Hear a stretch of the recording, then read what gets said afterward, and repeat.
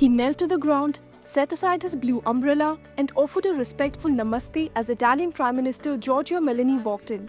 He only does it to be tall as me. That's Albania's Prime Minister Edi Rama, freshly elected for a fourth term, bringing his signature flair to the European political EPC summit. Undeterred by heavy rain, he hosted over 40 European leaders in the capital city Tirana on 16 May 2025. The event began with Rama twirling a navy blue umbrella as he walked down a vivid red carpet.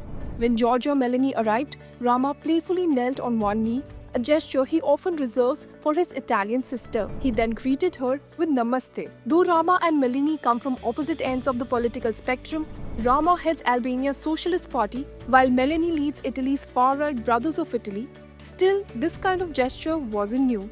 Back in January 2025 at the World Future Energy Summit in Abu Dhabi, which happened to be Meloni's 48th birthday, Rama went down on one knee and called her Your Majesty. He then gifted her a scarf and sang Tanti Auguri, the Italian version of Happy Birthday. Now, as he played host to the European Political Community Summit in Tirana, Rama once again brought that same theatrical energy to the diplomatic stage. FYI, the EPC was initiated by French President Emmanuel Macron in response to Russia's 2022 invasion of Ukraine.